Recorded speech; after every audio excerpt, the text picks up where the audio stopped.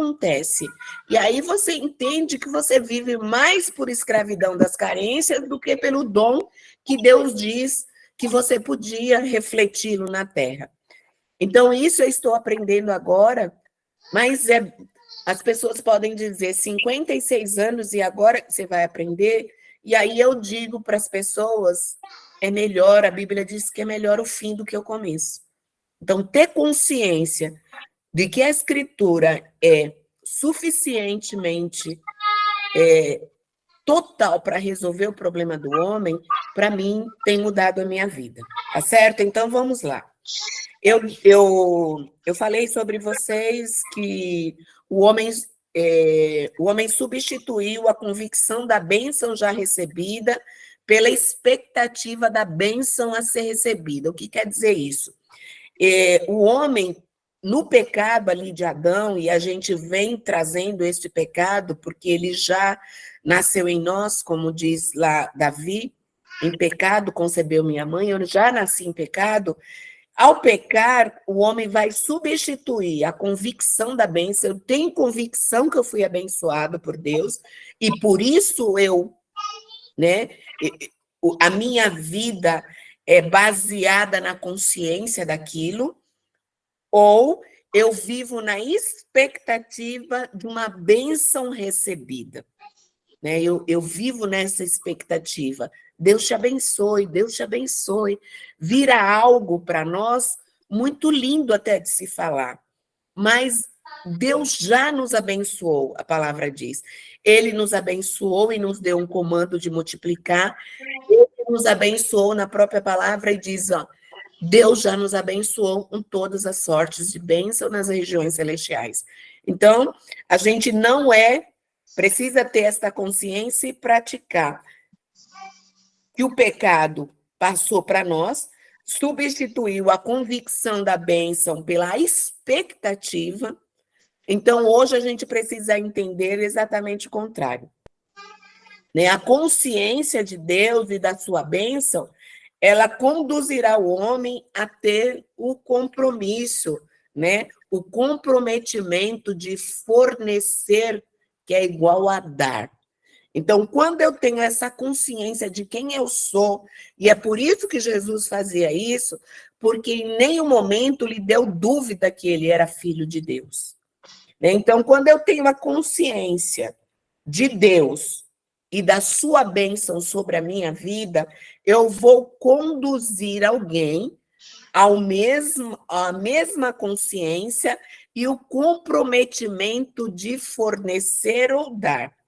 Já o sentimento de carência, que na sua maioria nos conduz, ele vai nos condicionar à subsistência, ele vai obrigar, ele me obriga, a carência vai me condicionar à existência, então eu preciso de subsistir.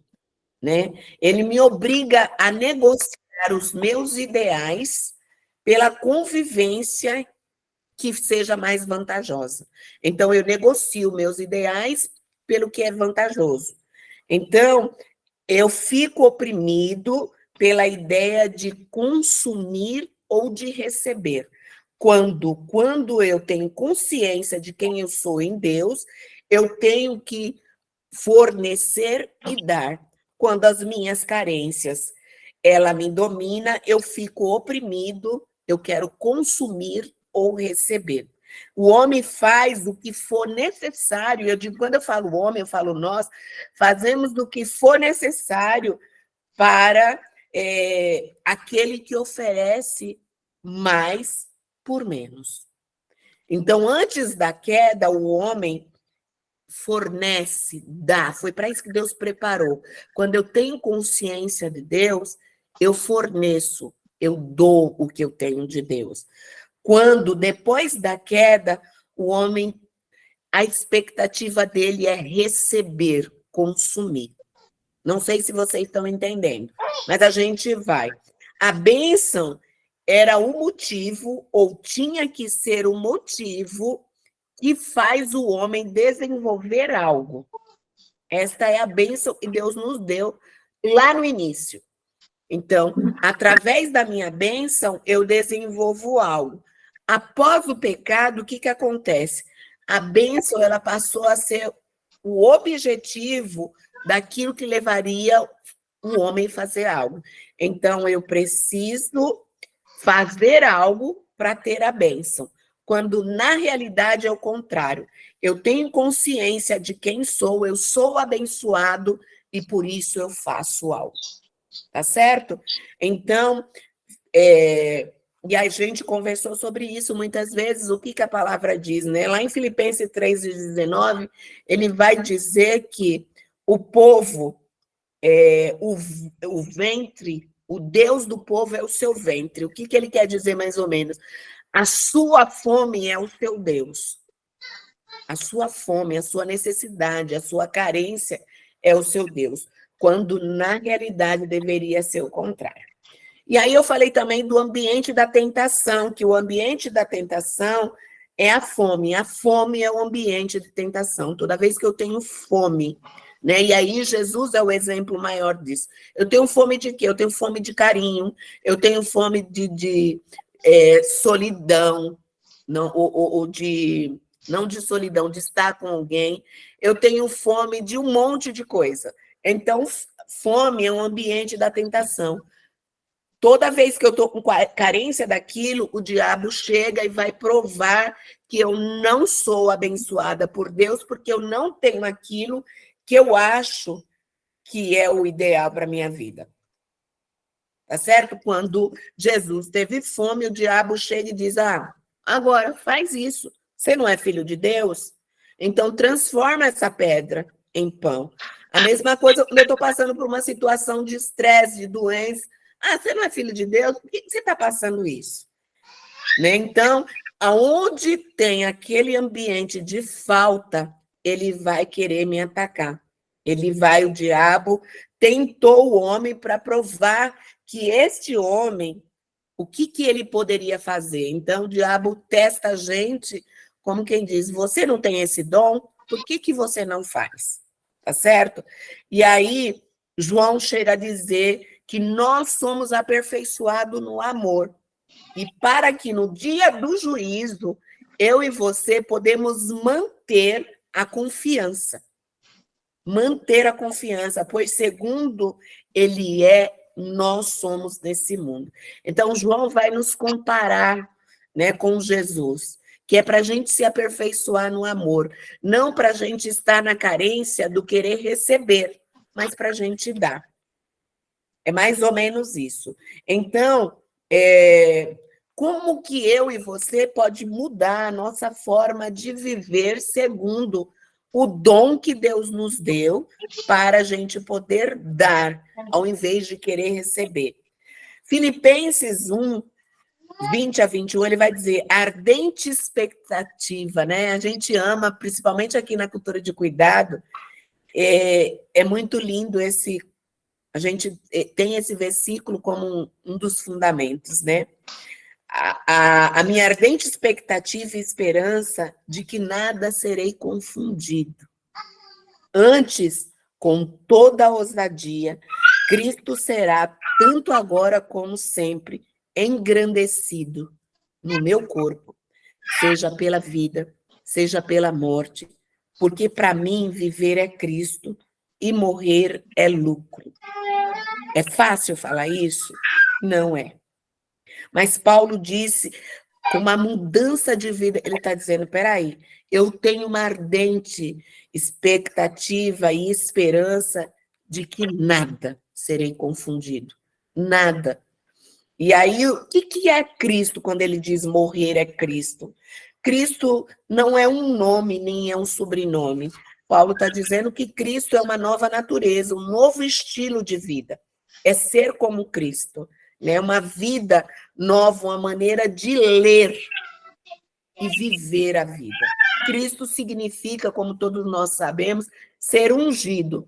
Mas ungido para quê que a Késia é? A vida é ungida, é pequeno Cristo para quê, né? E aí, ungido para oferta.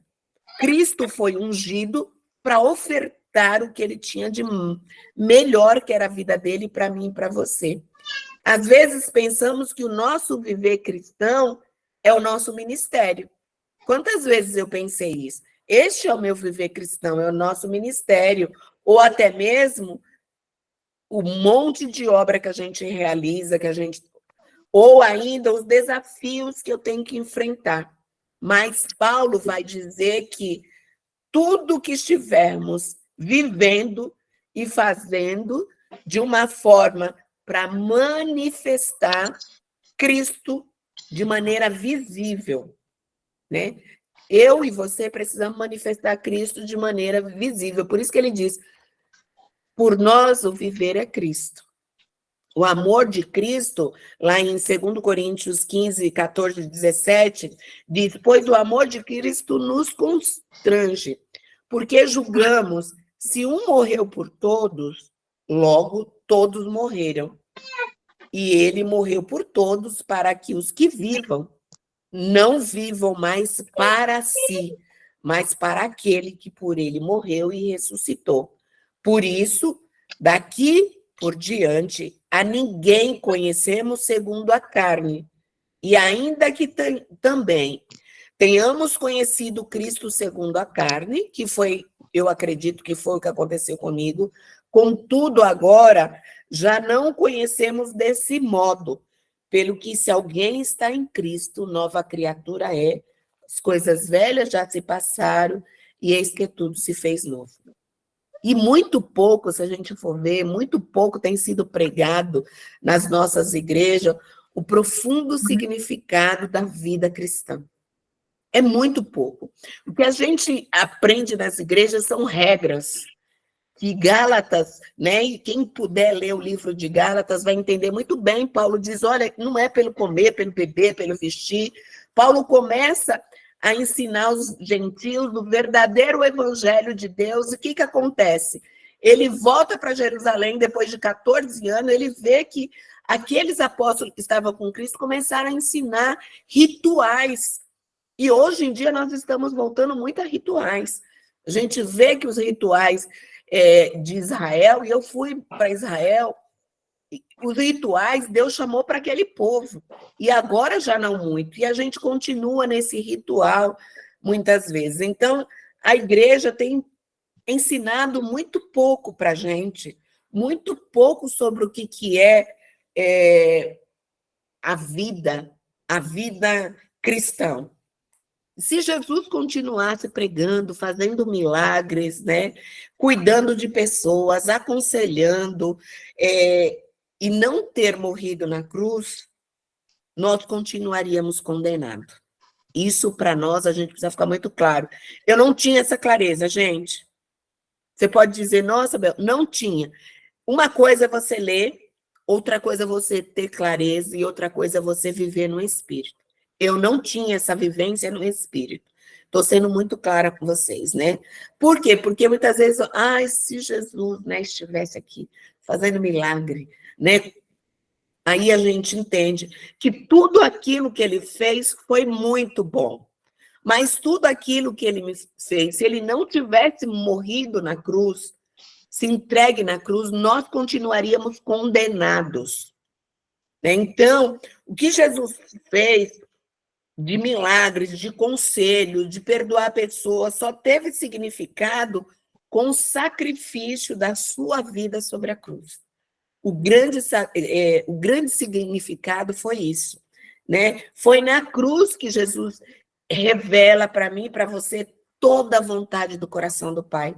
Foi no sacrifício que ele revelou o sentido, né, desta mensagem maravilhosa na Terra. Então, tudo que fazemos, e muitas vezes a gente quer fazer muita coisa, né, nas igrejas, muita coisa. Tudo que fazemos, se a gente chegou a fazer milagres, se a gente cuida de pessoas, se a gente prega, se a gente aconselha, a gente pode fazer tudo. Não há sentido algum para Deus se aquilo for obras mortas, se ela não levar a gente até a cruz. Não tem ganho nenhum, não faz sentido nenhum. É por isso que muitas vezes a gente trabalha tanto na igreja e muitas vezes a gente fica ainda um vazio, porque a gente não foi até a cruz, a gente está fazendo de uma forma, vamos dizer, não saiu a palavra, de organização, tá certo? Muitas vezes a gente não está, a gente acha que está fazendo para Cristo, e aí por quê? Porque a nossa vida, ela não foi até a cruz. Ela está fazendo porque alguém disse que é para fazer, mas é como obras, e muitas vezes, agora eu entendo aquela palavra, chegar frente a frente com Cristo, olha, eu curei em seu nome, eu fiz um monte de coisa no seu nome, eu ressuscitei no seu nome. Ele vai, filho, eu não te conheço. O meu nome era poderoso, mas você não foi até a cruz, a sua vida não foi uma vida de crucificação. Porque se eu tivesse curado, pregado, ressuscitado os mortos, mas se eu não tivesse crucificado a minha vida naquela cruz, você não teria vida. Gente, vocês estão entendendo o que eu estou dizendo? Ou consegue entender isso? Que muitas vezes a gente faz até rituais muito bons, mas a gente precisa entender que a cruz é o que nos livra da condenação. E esta cruz não foi só para Jesus. Ele diz que como ele viveu, eu também preciso viver. Então, só faz sentido tudo que eu fizer se eu for até a cruz, se a minha vida está pregada na cruz. A cruz não é algo que nos livra do inferno, só do inferno e do pecado. Ela nos ensina, ela nos educa. A cruz, ela não pode ser vista apenas, gente, como uma mensagem. É lindo aquele, né? Aquele hino, aquela música, a mensagem da cruz. A cruz não pode ser só uma mensagem. A cruz deve ser um estilo de vida. E isso a gente precisa aprender. Né? É justamente isso que Paulo está dizendo. O meu viver é Cristo. A cruz precisa ser um estilo de vida. E muitas vezes a gente não aprende isso nas igrejas. A gente precisa aprender isso literalmente na Bíblia, na palavra. Gálatas 2, 19 e 20, ele vai dizer: já estou crucificado com Cristo, e agora não vivo mais eu, mas Cristo vive em mim. Paulo chega a dizer, eu e você, se a gente não se crucificar com Cristo, a gente vai viver fazendo 1000 coisas, mas a nossa vida não vai refletir aquela morte que muitas vezes eu e você, é muito difícil, porque o nosso coração não quer morte, o nosso coração só quer vida, vida, vida, vida. Mas para eu viver, alguém teve que morrer. Tá? Então, aí eu pergunto, o que é a vida de cruz, né? O que é a vida de cruz que eu não entendia?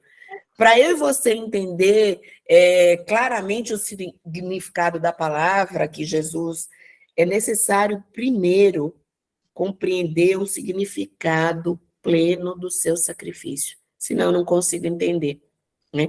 A Bíblia deixa claro que a razão espiritual da morte de Jesus foi a nossa redenção e justificação perante Deus. Então, ele morreu porque ele queria redimir pecadores que não tinham direito nenhum. E a gente, de vez em quando, a gente acha que a gente tem direito. Pecadores que mereciam a morte, ele queria fazer esta ligação. Ele queria, não, ele queria, eu posso dizer, porque se ele quis e você não quer, não adianta. Eu não quero, não adianta. Tá? Então, assim, ele vai fazer a morte, a razão da morte de Jesus foi a nossa redenção e justificação perante Deus. Mas isso, hoje em dia, é muito pouco pregado na palavra. Gente, eu não sei se eu estou sendo exagerado, mas é muito pouco você encontrar isso hoje. Nos púlpitos, é muito pouco. Você quase não escuta. Uma vez que, por causa da nossa natureza corrompida, não poderíamos conseguir promover, alcançar essa reconciliação por nós mesmos, ele vai, morre na cruz, ele crucifica, né? Como Paulo chega a fazer esse paralelo, eu estou crucificado com Cristo, né? Jesus deixa de ser Jesus. Ali, Ele vai até a cruz sendo Jesus, ele deixa de ser Jesus e começa a assumir, né, a forma de oferta. Ele, né, sobre o madeiro, ali a natureza caída de todo homem estava nele, através de um ato supremo de amor e entrega. A gente quase nunca, a gente para pensar nisso, né? Ele nos libertou do poder desta morte eterna, né? E aí, quando admitimos que em Adão, desde o princípio, né, Jesus já tinha sido crucificado lá no princípio, antes de Adão pecar, antes da gente, desculpa, a gente vir todo esse pecado, nessa raiz pecadora, ele já tinha. Jesus negou a si mesmo, ele se abdicou à natureza dele perfeita e onipotente, possibilitando a todo homem a resgatar a sua herança de vida eterna. Nós havíamos perdido, né? E aí ele possibilita esta comunhão com o Pai. E aí ele, né, nos dá esse direito de ser chamado filho, mas aí esta carência dolorosa, a gente já traz com a raiz do pecado, a gente esquece muitas vezes que Jesus fez todo esta, né, ele nos ligou ao Pai de novo para sermos filho e desenvolver aquilo que lá no começo Deus disse que era para eu e você desenvolver. Então, normalmente a ideia que eu e você faz da cruz não é coisa boa. Tá? Ela representa normalmente um fardo, né? A gente fala, todo mundo que fala da cruz é um fardo, todas as tribulações pelas quais passamos no mundo, a gente, estou carregando a minha cruz, estou carregando a minha cruz. Quando há um problema, ou quando uma pessoa nos persegue, a gente diz assim, essa pessoa é uma cruz na minha vida. A gente faz, você pode ver que o mundo está sempre desfazendo aquilo que Deus fez. Algumas vezes nós chamamos de cruz o peso individual de uma responsabilidade, muitas vezes penosa, né? Que estamos sujeitos por imposição do meio, por imposição do pecado. Essa é a minha cruz. Mas se eu e você refletir literalmente, minuciosamente sobre a palavra de Deus, a gente vai perceber que o significado espiritual da cruz não é este de pesar. A cruz, para os romanos, era o quê? A cruz para o romano significa um lugar que ia ladrão, vagabundo, assassino. Mas a cruz para Deus era o melhor dele. O melhor presente dele para a humanidade. E a cruz para você significa o quê? Então, eu preciso começar a entender esse sentido real do que a palavra diz, né? Se a palavra, nada além das escrituras para a nossa vida. Porque a cruz para o romano era isso, vai ali ladrão, vagabundo e assassino. A cruz para Deus já tem outro significado. A cruz para Deus era o melhor dele, o presente da humanidade. A cruz não é um marido infiel, não é uma mulher briguenta, ou até mesmo um filho rebelde. Isso não é cruz. A cruz é o perdão para o marido infiel. A cruz é a compreensão para a esposa ruim e rixosa, que muitas vezes a gente vê os homens na igreja tirando sarro. A cruz é o amor incondicional oferecido para um filho que pecou. Isto é cruz. A gente precisa ter esse significado de cruz. É muito difícil um marido que, ou uma mulher como eu, que traiu ou que trai, você encontrar alguém que dê a cruz para você. Tá certo? Dê a cruz. O que é a cruz? Os púlpitos, na realidade, Leia, infelizmente, não têm nos ensinado o que é a cruz. A cruz é isso. A cruz é um perdão para o marido infiel, para uma esposa infiel. A cruz é oferecer o amor incondicional ao filho que fez algo errado, embora você ensinou tanto. A cruz é isso. Nós, né? Isso é cruz. Cruz é o melhor que eu tenho para dar, olhando para Cristo, né? Daqueles que me magoaram. Isso é cruz, gente. Cruz, Jesus foi exatamente para ensinar para mim e para você. Nós fazemos, vamos dizer, o sentido da cruz para nós é que o mundo diz: olha, a minha mulher traiu, aquilo é uma cruz, o que, né? Então, e aí, cruz é redenção, é isso. E aí o próprio Jesus vai dizer: olha, o Moisés deu carta de divórcio. Aí Jesus falou: por causa do coração duro de vocês. Vocês têm um coração duro. É por isso. E eu não estou falando aqui de ninguém, estou falando de mim mesma. Eu já passei por um divórcio, mas eu não tinha essa palavra redentora no meu coração. Eu não tinha essa palavra redentora. Por isso aqui a gente é uma cultura de cuidados. A gente precisa entender o que é o sentido da cruz. É Jesus ir lá e perdoar eu e você que merecíamos morrer.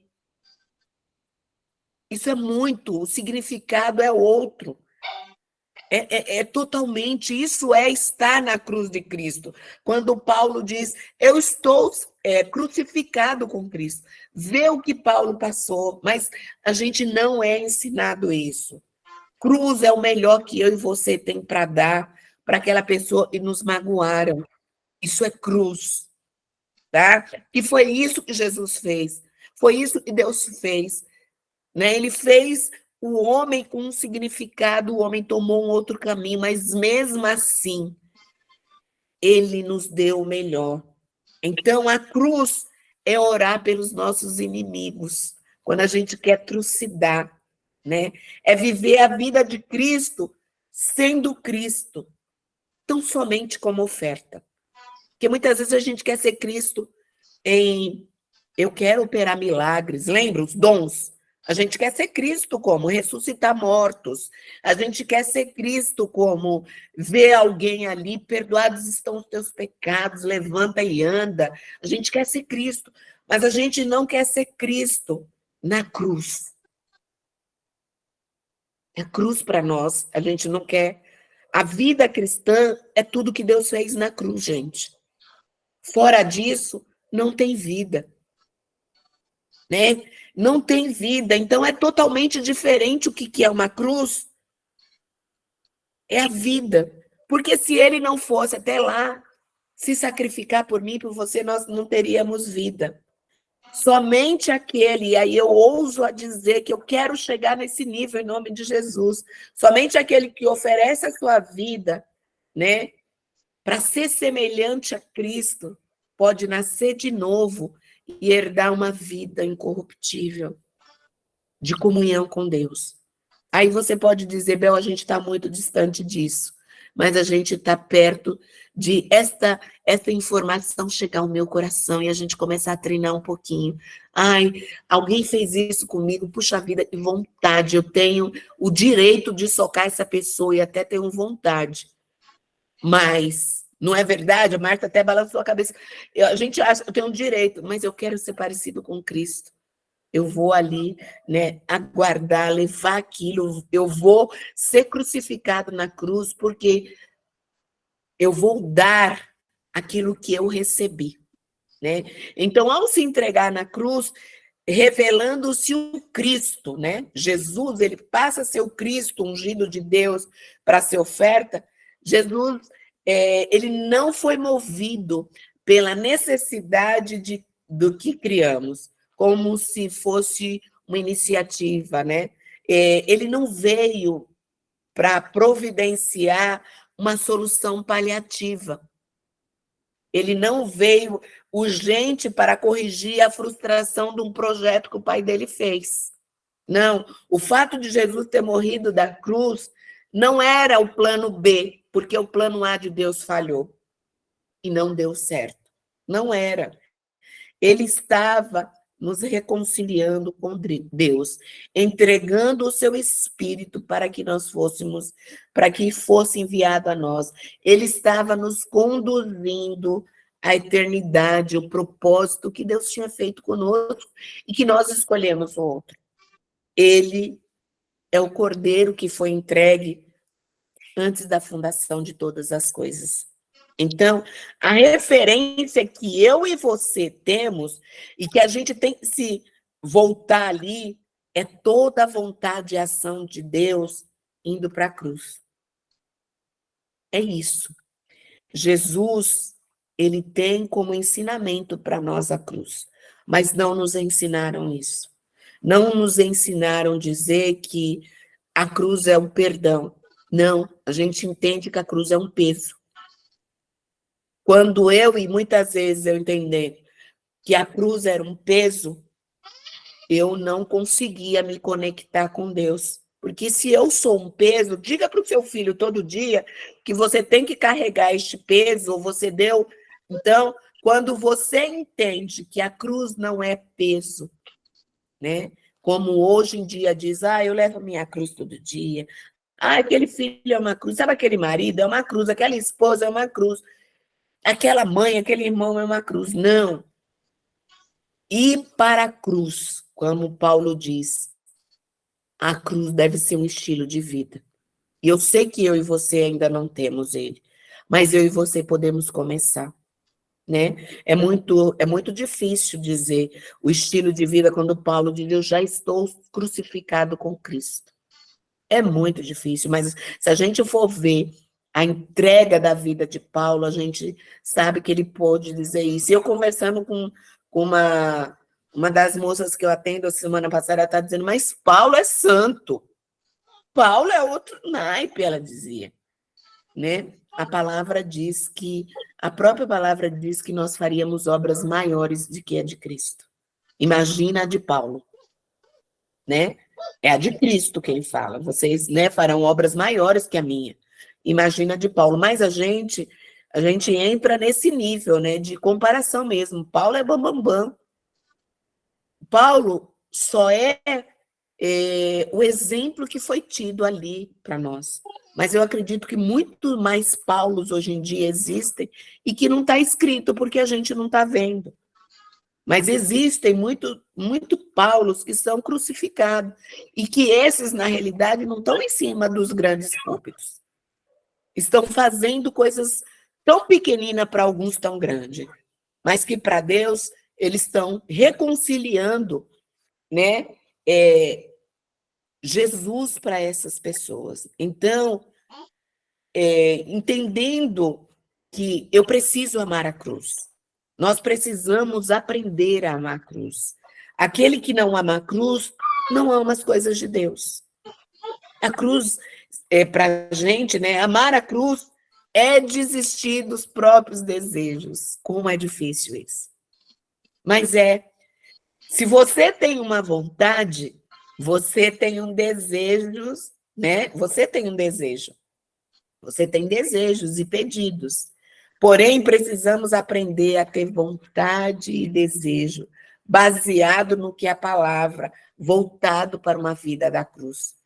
E aí, a palavra diz, negar a si mesmo é parte necessária para viver uma vida de cruz. A verdadeira vida cristã exige aquele que vive em Cristo deve abandonar sua vida completamente. É muito difícil dizer isso. Deus deseja que esse abandono aconteça em todos os momentos da nossa vida. Precisamos nos entregar à morte de cruz todos os dias, não é fácil. Precisamos perceber que a alma do homem é naturalmente inquieta e turbulenta. A minha alma e a sua, ela é normalmente inquieta e turbulenta. A alma, ela realiza muito pouco, gente. Embora pareça que sempre está ocupada. Vocês já perceberam isso? A alma está sempre ocupada, mas ela realiza muito pouco. Muito pouco a alma realiza. Ela está sempre inquieta nessa grande turbulência dela, nesse querer fazer, nesses desejos, nessas vontades. Então, a alma realiza muito pouco, embora ela pareça muito ocupada. E aí a gente entende, né? João, os discípulos de Jesus estavam ali perto dele, e João vai até, ele escolhe estar até os últimos dias aos pés da cruz. Teve um que nega, teve um que se afasta, que não aguenta ver a cruz. Mas João, ele escolheu morrer ali aos pouquinhos, para que a vida de Cristo pudesse ser a sua vida. João estava ali, aos pés, ali, devia ter sido muito dolorido. Esse exemplo, ele vai iluminar o fato de como é necessário que eu e você negue-se a si mesmo e a todas as atividades que a gente acha que está idealizando a nossa vida para seguir a Cristo. Então, não é uma coisa fácil do que eu estou dizendo, mas eu estou falando da palavra. Tá? Eu não estou mistificando esta palavra, atualizando esta palavra para o dia de hoje, né? Então, em 1 Coríntios 6,17, Paulo afirma: mas aquele que se une ao Senhor é um com ele. E nós queremos ser unidos ao Senhor por todas as coisas, menos pela cruz. Né? Quantas vezes? Isso é só um ato de reflexão nossa. E Paulo avisa: se você possui em si a vida de Cristo ressuscitado, Deus vai lhe mergulhar na morte todos os dias da sua vida. Porque nós que vivemos somos sempre entregues à morte. Lá em 2 Coríntios 4:11 vai dizer que nós somos entregues à morte todos os dias, né? Por amor de ti, somos entregues à morte o dia todo. Fomos considerados como ovelha para o matador. Romano 8:36 vai dizer isso. No grego, isso quer dizer somos entregues à morte todos os dias. Em resumo, Paulo vai dizer assim: a cada dia enfrenta uma nova situação de morte. E aqui eu não estou falando de morte da vida carnal, mas sim a respeito de um tipo de morte que acontece conosco diariamente em nosso caminhar com Cristo. Quando a gente testifica dia após dia, né? O apóstolo Paulo vai falar lá em 1 Coríntios, dia após dia morro. O que é esta morte dia após dia? Refere-se à tribulação, refere-se às pressões do dia a dia, refere-se às perseguições, aos perigos do dia a dia, né? A todos os tipos de problemas. Isso é morte, né? Mas aí Paulo diz: nós que possuímos em nós a vida de Cristo, somos constantemente entregues à situação de morte, um após outro. A cada dia, uma nova provação, uma nova crise ou perseguição é lançada contra nós. Então, se eu e você possuem em si a vida do Filho de Deus, pode esperar que algum tipo de situação de morte entre nas nossas vidas todos os dias. Mas o nosso Pai Celestial, né, ele vai nos redimir em nossas vidas, né? Ele vai nos espalhar a manifestação plena da vida de Cristo em nós. E é isso que é lindo, né? Ele conhece os nossos bloqueios constantes, ele conhece os nossos medos, ele conhece a nossa ambição, ele conhece a nossa cobiça, né? Ele conhece tudo que impede que o brilho integral de Jesus em nós. Por isso, ele permite que eu e você sejamos colocados em situação de morte para resgatar nossos corações desses obstáculos.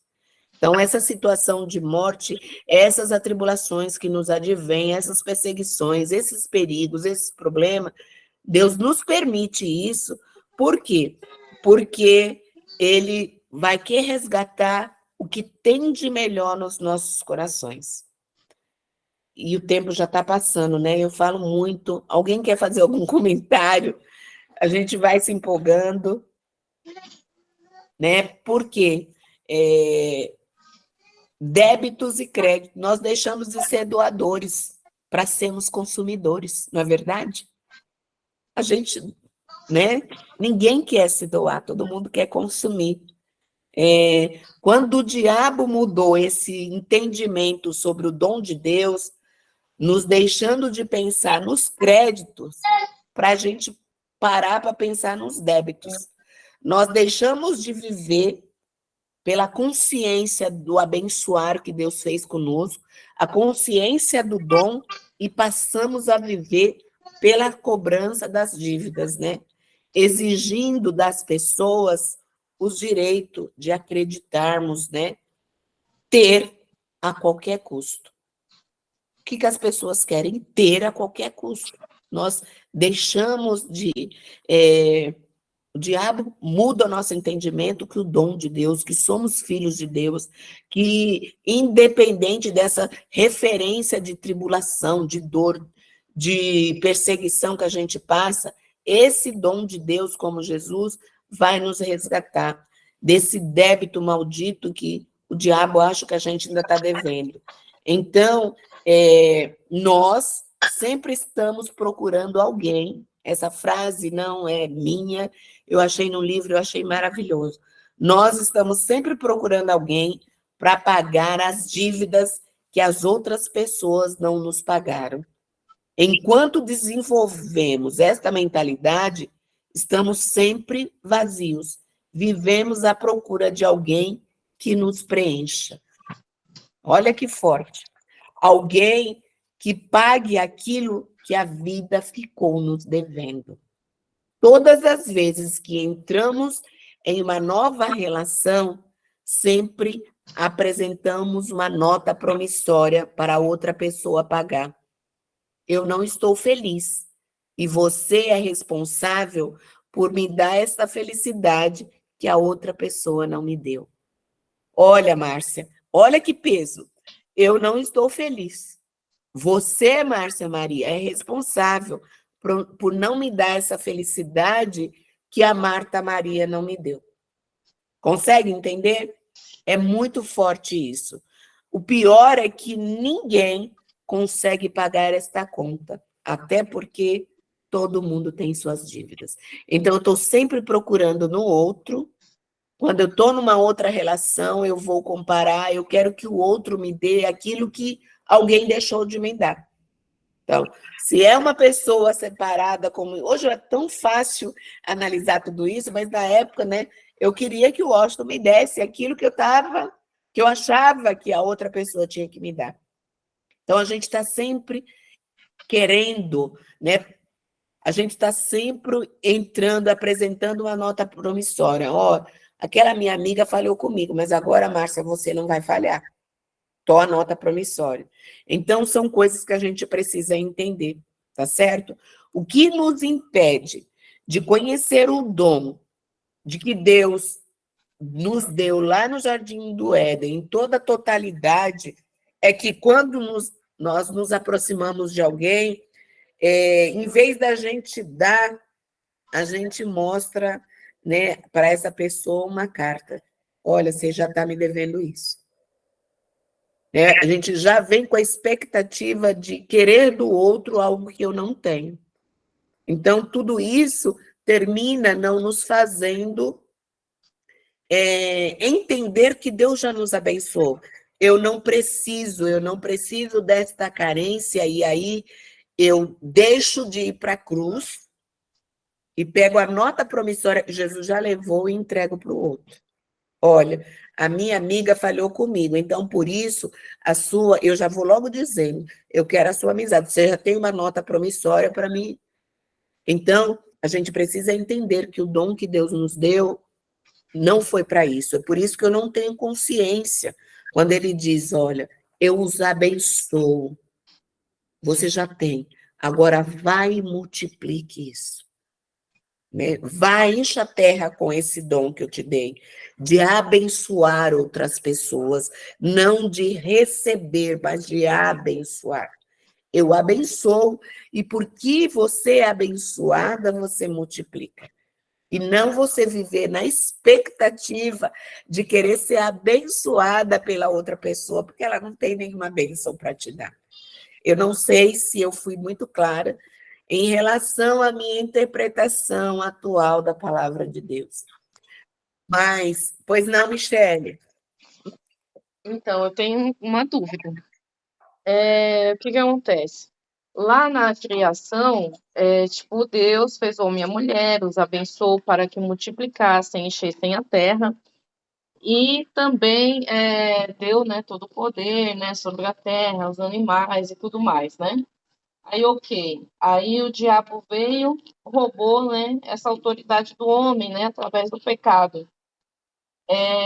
Ok. Mas aí, no Novo Testamento, Jesus, e também no Antigo, a gente vê pessoas jejuando, orando para alcançar bênçãos de Deus, né? Inclusive, por exemplo, o que me veio agora à mente quando Daniel, né? Ele ora e aí o anjo fala que desde o primeiro dia a oração dele já tinha sido atendida, mas ele teve lá uma guerra espiritual e tudo mais, né? Uma guerra nas regiões celestiais. Aí Jesus também fala para a gente pedir, para a gente orar, para a gente pedir para Deus e assim essa minha dúvida, assim, eu entendo que Deus nos abençoou, sim, eu entendo que e quando Jesus também, né, fez o sacrifício, né, se sacrificou e ressuscitou por nós, eu também creio que ali ele também tirou aquela chave, né, aquela autoridade da mão de Satanás, para que a gente pudesse pegar essa autoridade de volta nele, em Cristo, né? Mas a minha dúvida fica muito referente à bênção, porque assim, na própria palavra diz que conforme nós estamos em Cristo, andamos com Cristo, as bênçãos nos perseguiriam, né? As bênçãos correriam atrás da gente. Então a minha dúvida é essa, porque não foi uma bênção específica lá no Éden, e hoje seriam outras coisas, entendeu? Da nossa vida, do nosso dia a dia? Perfeita a sua pergunta, Michelle. Eu vou responder a primeira. O diabo não roubou nada nosso, tá certo? É, Ele não roubou. nós entregamos. Nós entregamos por quê? Exatamente essa troca. A gente queria algo que ele nos ofereceu. E a gente já tinha, ok? Já tinha aquilo que ele nos ofereceu. Porque por que Adão e Eva entram nessa história e desobedece a Deus? Eles já eram como Deus, mas eles queriam ser como Deus. Então, por não conhecer ou por não entender, não, vou dizer mais, por pura rebeldia de querer ser como Deus, eles entram nessa. Em relação às bênçãos, lá em Efésios 1:3 diz que nós também, isso é Novo Testamento, eu estou pegando do velho, estou trazendo para o novo, já fomos abençoados com toda sorte de bênção na região celestial. Quando não é porque nós fomos que nós temos, é diferente. É duas coisas diferentes. E aí Jesus nos conduz, porque ele veio fazer esta ligação até Deus, ele está dizendo, sim, o seu coração, ele sabe da nossa raiz pecaminosa, então você precisa orar, precisa jejuar, precisa de um monte de coisa para você entender que você já tem isso. E que muitas vezes você não consegue trazê-la exatamente porque tem esse agente externo que não faz você crer nisso. Que aí você deu o exemplo de Daniel. Daniel, ele estava ali intercedendo, não era nem por ele. Né? Se a gente for ver todo o contexto, que é isso que eu estou falando em relação à cruz, de reconciliar. Daniel não estava nem pedindo bênção para ele, mas ele estava intercedendo, e não é pecado eu pedir, né? Quando ele diz, olha, Daniel, a partir do primeiro momento que você pediu, eu já te ouvi. Só que existe uma guerra. E existe, e a gente não tem dúvida nisso. E até Jesus voltar, a gente tem esta guerra. Por quê? Esta guerra vai nos impedir, nos conectar com as bênçãos que Deus já liberou. Ele já liberou. Então, por isso, eu e você precisa nos conectar. A única forma de ter essa bênção é através de Jesus na cruz do Calvário. E eu entender que eu sou filho. E que aí ele diz assim, olha, e qual é o propósito que eu e você veio fazer na Terra? Se era Se a gente pegar Jesus como exemplo, é bênção. Mas essas bênçãos também o alcançou. A bênção até que material. Ele dá conta de 11, 12 famílias, e aí quando ele acaba, vamos dizer, o ministério, ele vai, olha, faltou alguma coisa para vocês? A bênção viria. E Jesus não era pobre, né, como muitos contam. Então a bênção realmente vai vir atrás de nós. Mas o que nos separa daquilo que já nos foi dado? É a isso que a gente tem que pensar. O que está me separando daquilo que já foi liberado para mim? E você pegou um exemplo magnífico. Já tinha sido liberado, mas tinha algo que ainda tinha que romper. Então, para eu romper isso, eu preciso me conectar. Eu não sei se eu fui muito clara, se alguém tem uma explicação que possa até, né, dizer melhor, mas assim, o que veio à minha mente agora é isso. Deu para entender, Michele? Ficou alguma dúvida? Nós temos um universitário por aí. Não, eu entendi a sua explicação, mas é que assim, eu entendo que as bênçãos já estão liberadas para nós, ok. Mas eu também entendo que, por mais que a gente assuma a gente realmente assuma a nossa total identidade, tipo assim, nossa, eu tenho tudo, eu já recebi de Deus e tudo mais, é necessário que a gente declare, né? Como sempre foi ensinado, no sentido assim de que Deus criou tudo pela palavra e que através da palavra, que a nossa palavra tem poder, né? Tudo que a gente fala, todas as nossas atitudes, as nossas ações, tudo tem um poder, né? E aí tem essa questão da gente realmente precisar pedir, entendeu?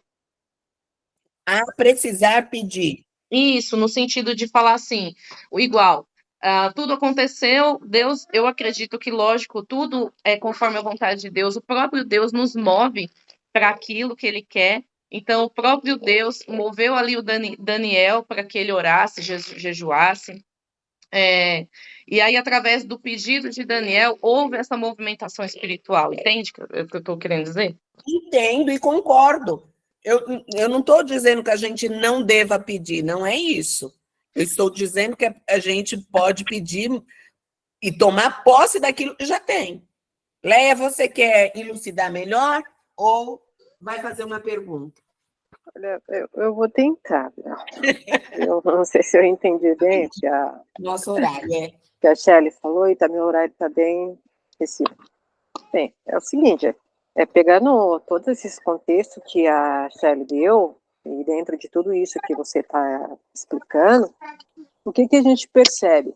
Não é a bênção temos, a bênção vai correr atrás de nós. Porém, quando a gente vê lá Daniel fazendo as orações, como você bem explicou aqui, ele não estava pedindo para ele estava intercedendo pelo povo que estava dentro de uma rebeldia. É aquilo, entendeu? Texto, contexto. Mas só que já tinha sido respondida. Daí é onde a gente vai entrar no mundo espiritual. Havia o quê? Os agentes ocultos das trevas que se opunha, entendeu? Contra as orações de Daniel para que ele não viesse tomar posse daquilo ao qual já tinha sido liberado. Daí o que acontece com a gente hoje? As bênçãos foram liberadas, porém, por causa do pecado, por causa da nossa, digamos assim, por causa do pecado, por causa das trevas, por causa desses agentes ocultos que a gente costuma dizer, das trevas, o que acontece com a gente? Aí ela fala assim, pedir, dar-se-vos-á, bater e abre-se-vos-ás, enfim. Boa medida, plá, plá. Mas por que aquilo não vem? Por causa do pecado. Existe uma resistência, como você bem explicou. Aqueles agentes cultos internos, realmente, de alguma forma, consciente ou inconsciente, entendeu? Tá lá sendo colocado para que aquelas bênçãos não cheguem até nós. Então, é a hora que há um ensinamento da própria palavra, que a gente deve buscar, que a gente deve pedir, que a gente deve bater. Mas tem uma parte que eu não me recordo direito, em que livro que é, eu sei que é no Novo Testamento, que a própria palavra diz, o apóstolo Paulo, ele nos ensina a trazer à memória, entendeu? Todas as promessas que já nos foram dadas. Então, por que nós precisamos liberar? A Bíblia fala que as nossas palavras, ela tem que gerar vida. Mas só que a gente já não está no lugar da presença de Deus, que é o Éden. A gente está num mundo decaído. Então, a gente vai ter que confrontar com as armas ou com a própria palavra nos deu e nos entregou, que é liberando a palavra, fazendo dela a nossa arma e fazendo dela, entendeu? Para ela romper, entendeu? Digamos assim, romper aquela parte que nós, como pessoas, nós como humanos, nós como você mesmo abriu dizendo, nosso coração é podre, que a própria palavra fala, o coração do homem era mau, e Deus se arrependeu de ter feito. Mas a gente vai ter que fazer o quê? Aos poucos buscar dentro de Deus, dentro daqueles que ele vai estar colocando, dentro da própria palavra dele, entendeu? As armas das nossas milícias, que elas são poderosas em guerra, é onde a gente tem que trazer o quê? O conhecimento nosso, buscar o conhecimento dentro da palavra. Leia, eu entendi o que a Michele falou, a pergunta que ela falou, eu tentei colocar de uma maneira um pouco mais simples que eu pude achar, entendeu? Pelo que eu pude entender. Não sei se foi bem colocado e se conseguiu responder a alguma questão aí nela, porque eu sei que tem muitas outras pessoas aqui que poderiam também estar falando, mas só que essa memória, que nem hoje mesmo eu conversei com uma pessoa, que eu vou citar bem rápido, que ela falei assim, eu não vou falar mais nada para ela, mas aí quando ela veio até mim, eu tive que falar, daí ela falou, mas fulano de tal, conversando a situação do esposo e tal, ele disse, não acredito, tudo que aconteceu, que ele fez, ele colocou a culpa em Deus. Então, se aquilo não está chegando até ele, é como você disse, procurou um terceiro e vai sufocando a outra pessoa, entendeu? Para não fazer o quê? Para não tomar consciência, para não pegar a responsabilidade daquilo que foi feito, e por isso que aquela bênção se afastou dele. Então, se a gente que coloca aquela bênção, afastar a bênção está correndo atrás da gente, e a gente está como um atleta. A Marta, que é atleta, junto com as duas aí, sabe mais disso do que eu. Entendeu? A gente que está correndo e fazendo tipo uma corrida com a bênção. Cada vez que a gente faz uma coisa errada, e Deus, ele é santo, ele é puro, ele é fiel à palavra dele, e ele não vai voltar atrás da palavra dele. Se eu não estiver preparada para aquela bênção, aquilo não vai chegar até mim, porque sou eu que vou impedir, não é outra pessoa. Então eu vou ter que pedir, eu vou ter que bater, eu vou ter o quê? E trazer à memória aquilo que Deus já prometeu, confessando, é lógico, o meu pecado. Não sei se eu consegui responder. Ele nos induz para a gente pedir exatamente porque ele sabe qual é o nosso coração, né? E a gente precisa realmente jejuar, orar, porque a gente não pode assumir essas bênçãos desse jeito. Tem uma parte que ele diz, olha, vocês pediu, mas vocês pedem mal, vocês não recebem porque vocês pedem mal para o seu próprio deleite. Exato. Então, não sei se eu consegui responder. Eu espero ter mais ou menos ajudado, Michele, mas isso também veio de encontro para mim também. Gente, amanhã a gente continua olha, o tempo já está bem, né? Perdão pelo horário, agradecimento por estar aqui, mas é muito bom isso, Michele. É muito bom eu vou pesquisar um pouquinho mais sobre isso na palavra, porque a gente precisa entender, não é receber, e sim pesquisar, porque a palavra está ali para nos ensinar. Obrigada por você estar conosco, amanhã Bel, estamos aqui. Bel, Oi, Lia. Você falou uma frase que eu achei muito linda desse que você estava falando, e eu me perdi, eu queria que você repetisse, por favor. Do que, Lia? É dessa ver o defeito no outro. Você falou uma frase, eu não lembro. Vixe, agora pronto. Mas eu acho que a Michele gravou, nem eu sei o que eu falei. Sobre o que você disse? Que o outro está sempre... Isso. Sempre o outro, alguma coisa assim. Sua voz não está saindo direito. É como se você sempre tivesse... Você sempre tivesse a gente está sempre com uma carta, uma nota promissória para o outro pagar. Por exemplo, eu não fui realizada. É isso? Não, você falou isso, eu lembro disso, mas você falou uma frase antes disso, que eu queria anotar, eu achei muito bom. Será que nós estamos... Uma frase que eu falei que não era minha? Isso, acho que é isso mesmo, isso. Fala que eu vou lembrar. Eu não sei se é a mesma. Ah, está gravado, a Michelle disse que está gravado. Que nós sempre estamos procurando alguém para pagar a dívida que as outras pessoas não nos pagaram. Isso. E não é real isso? Com certeza. Então, a frase é: nós estamos sempre procurando alguém para pagar as dívidas que as outras pessoas não nos pagaram. Enquanto tá bom. é isso. Enquanto eu não desenvolvo essa mentalidade que eu estou sempre procurando no outro aquilo que não me deram, né? A gente vai estar vazio. É isso mesmo, é exatamente. A gente está sempre procurando alguém que que preencha a falta daquilo que o outro não nos deu. É isso? É isso mesmo. E é uma verdade mesmo isso. Com certeza, Lia. A gente entra numa nova relação querendo aquilo que a gente não teve. E é por isso que a gente não alcança. A mesma coisa é com Deus. Mas amanhã a gente continua. Deus abençoe por você estar aqui até agora conosco. Salmo 4, versículo 8. Em paz também me deitarei e dormirei, porque só tu, Senhor, me faz habitar em segurança. Até amanhã, se Deus quiser. Obrigado por estar conosco. Deus abençoe. Eu vou entrar em contato daquelas pessoas que querem fazer o Salmo 139, ok? Deus abençoe. Tchau, tchau. Até amanhã, se Deus quiser.